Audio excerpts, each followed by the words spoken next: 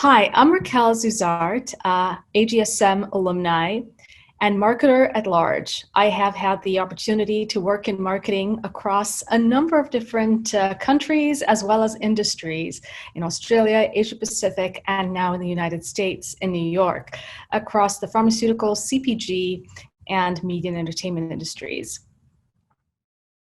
Some products are moving faster, and that's really been driven by technology, by, in many ways, the pace of change in consumer needs and behavior, and also by the sheer opportunity that data and analytics provides us. And so what we have is situations where a common need, let's say for entertainment, and we look at the Blockbuster brand, which lasted, if you look at its product life cycle, for 20 years. It started in 1985. 12 years later, Netflix started. And who's existing today? Blockbuster is no more because it didn't reinvent itself. Whereas Netflix, which started as a mail order DVD service, has been reinventing and innovating, ever since that first 1997 launch. 10 years after that, in 2007, is when they started video streaming. And look at today where we are. They reached their first million subscribers in 2003, and today are at almost 200 million subscribers across the world. So it took them from 1997 to 2003 to get to 1 million. Guess how long it took Disney Plus to get to 10 million? Just a few months ago. It took them only one day. So what we're seeing is that the rate at which a product life cycle evolves depends on factors sometimes even beyond your control. Obviously, COVID and the situation we're all living in right now has meant that companies and brands have to really think about how to stay relevant in that growth phase, and if they are in maturity and decline, how to arrest that rate of decline. So when we think of brand positioning, the fundamentals have not changed. And the fundamentals are always going to be about making sure you're very clear about your target audience. You're very clear about your frame of reference, which is what competitive set you're playing against. What is your point of difference? Why are you better? And then lastly, what's the reason to believe in buying your brand? So those four elements are always going to be the same, but what has been changing and continues to change is how you get to it.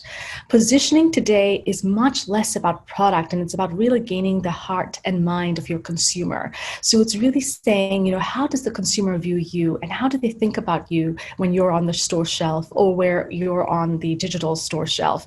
And that has meant that brands have to be more and more vigilant in how they understand the consumer journey, understanding everything from the first time consumer finds your product to when they are loyalists and talking about your product to hundreds of their friends on Facebook. So the entire consumer journey is critical to understanding where and how your positioning is going to evolve. And secondly, the other important aspect also is making sure that you have the data and analytics to understand how consumers are thinking, how other competitive brands are working against your brand, because they're stealing share every day, and of course how your distributors and retailers are working and gathering data. So technology and data is the common theme, just like we spoke about product life cycle. In brand positioning as well is important, because that brand positioning is your compass, if you like, to dictate and determine your campaigns as well as how you show up in the marketplace. So in terms of brand positioning and ethical considerations, that has not come to the forefront more poignantly and more deliberately than in the last couple of months. In terms of the COVID reality, the health crisis that we face, as well as in terms in the US where I live, in terms of the social justice and racial justice question. And so brands have had to really think through going back to their purpose, which is always the North Star. It's like why we exist and why we do what we do, to actually derive from that where they're going to stand on issues. Importantly as well, socially conscious investors are becoming more and more vigilant about asking companies they invest in to show them their ESG factors, which is the environment, the social and governance factors, and how their company is impacting each of those three variables. And so ethical considerations, is a business imperative. It's the right thing to do. It's the thing to do to help your company grow. A recent study by Edelman has shown that 70% of consumers want to work and buy brands they trust. And if they don't have that level of trust, they are going to go to the competition. So ethical, social, diversity, equity, and inclusion considerations are extremely important. There are a number of organizations that are nailing brand positioning, and I'm going to say, living true to their brand positioning and living true to their purpose. One of the ones that the criteria that I use to say who is nailing it is essentially those who are not just talking the talk of what their positioning is and their purpose is, but those who are actually walking the walk. So they're taking action and they're doing it consistently. One brand that I will bring as an example, and I have others too, is Nike. Nike, we know, has always been bold and willing to take risks in terms of what it stands for. They did it with Colin Kaepernick, and with the recent Black Lives Matter movement, they have, gone as far as rejigging their slogan. Just do it was changed to say, for once, don't do it. And ability of a brand to, take into their brand DNA, to reflect that in their messaging and even make changes to their slogan for the purposes of what they value is a very, very incredible skill. And I think, Nike is well lauded within the advertising world and with consumers, for taking that stand. And it's consistent with who they are. And brands who work inconsistently are always going to be ones that are questioned and consumers get skeptical of. Another brand I want to mention is Dove. Now, Dove is a pioneer because Dove started back in 2004 with their belief that confidence is part of beauty and no one should ever feel that they are not beautiful. And the campaign for Real Beauty started on that premise. They have continued more than 15 years later to continue on that theme and have extended that notion of beauty to mean beauty is also equal. And their equality campaign, which in the US recently also with the Black Lives Matter movement has been further bolstered, allowed them to take a stance on discrimination on the basis of your hair, in particular African American hair. And so they created the Crown Act, and it's the example of a brand taking a stance on a social issue and bringing together all the stakeholders, NGOs, nonprofits, other companies to go against, to stand by this incredible mission around real beauty and around acceptance and equality. So those are two brands that have done it terrifically. The other mention or example I will give is what's happening right now in the US. It's September. We are 2 months away, less than 2 months away from the most historical election of our time. And we are seeing a number of brands really take charge when it comes to voter registration, voter awareness, voter, showing up from, very bold brands like Patagonia, who have attached clothing labels that says vote the expletive out of office. You can look that up.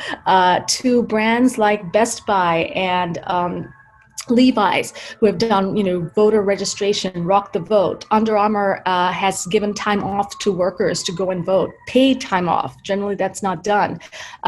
Uber and Live Nation have actually looked at real estate and space where they can create more real voting booths, et cetera. And PayPal has encouraged their employees to actually write letters to non-voters to get them to vote. So when it comes to galvanizing, who you are as a brand position, what you believe in, there's a lot of movement. This is the moment to watch in terms of these brands showing up in, from diversity, equity, and inclusion, from, voter registration to, to other causes in terms of social and environment, which is what Patagonia is going after. So it's a hot space, and it's a really, really important area of marketing to focus on. As future marketers, one critical thing you're going to hear more and more is the question asking you, are you a brand storytelling marketer, or are you a performance metrics-driven marketer? And the answer should always be, I am both. In your career, I would encourage you to have experiences with brands that exposes you to the rigor of each area, recognizing that the best solutions are ones that integrate both of them. And a term that I've seen used very effectively by a chief marketing officer who's a former P&Ger, Vineet Mehra, said that you have to think of it as performance storytelling. So bringing together the best important aspects of storytelling and ensuring that your conversion metrics and all the aspects of driving demand, driving people to the store, driving people to the checkout online are combined and thought through in a cohesive one view of that consumer journey. So that is really quite critical and something I learned early at P&G myself in my early years, and even now in the media and entertainment industry, it's really, really critical because consumers don't think, am I influenced by a brand or influenced by performance? They're just making decisions. So when you think of cycles, product life cycle, brand positioning, the most important aspect is that consumer journey. Each step, what emotion will trigger stronger understanding of your positioning, what action will trigger a further action, and importantly, how to capture their hearts and minds so that you are always the top brand in consideration, even after the marketplace for that solution may have changed because you've reinvented yourself. So I'm no longer needing my mail order DVD from Netflix, but I have strong affinity to Netflix because they understood our needs, and now it's getting, our me solutions through video streaming. And now with the competition and the streaming wars, as an example, here in the US, where we have Disney Plus and HBO Max, as well as Netflix, as well as Paramount Plus, we are seeing that the consumers are gravitating based on who has captured their hearts and minds, based on their offerings and based on their shows. So it's really about the hearts and minds, and it really is about the storytelling that's performance storytelling. So the answer to the question is, I am both a brand marketer and a performance marketer. I create brands that perform.